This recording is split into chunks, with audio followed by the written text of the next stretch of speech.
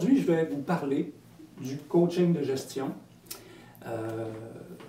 Nous, au groupe Consensus, on fait une distinction entre le coaching de gestion et le coaching opérationnel.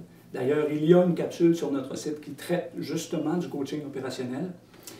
Et la particularité du coaching opérationnel, c'est de partir des intérêts de l'organisation. Alors, quand une organisation choisit de développer certaines compétences spécifiques chez ses gestionnaires, elle fait appel à nos services et nous, on accompagne sur le terrain le gestionnaire dans le développement des compétences que l'organisation a choisies.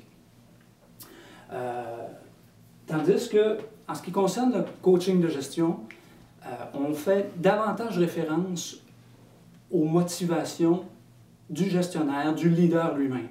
Alors, on regarde avec lui quels sont ses besoins, quels sont tous les enjeux qui sont présents dans l'organisation, quelles sont les difficultés qui se présentent à lui, et on lui demande, on travaille avec lui pour identifier sur quelles compétences il souhaite être aidé, coaché pour devenir un meilleur leader.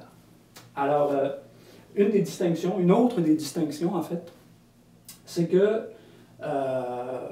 alors que dans le coaching opérationnel, on va sur le terrain avec la personne, on va dans les équipes, ici, on va souvent plus sur le milieu de travail avec la personne. Alors, ça se passe très souvent dans un échange dans le bureau du superviseur ou du gestionnaire ou du directeur.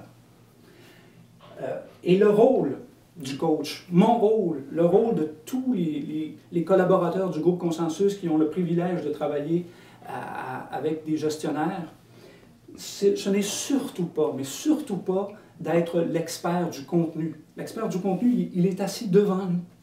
Nous, comme coach, on doit poser des questions.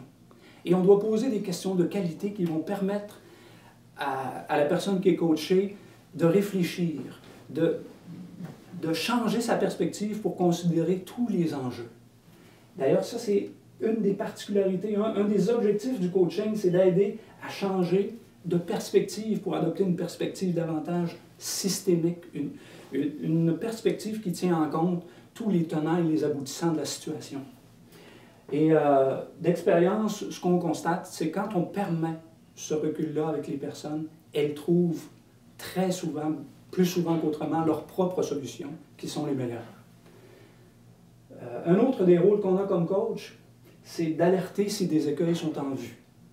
Alors souvent, nous, on vient de l'extérieur et on est en mesure d'alerter, mais de la même manière qu'on n'est pas des experts du contenu, nous ne sommes pas des experts pour régler les problèmes, mais oui, comme agent externe, on peut pointer une difficulté que nous, on est en mesure d'identifier parce qu'on vient justement de l'extérieur.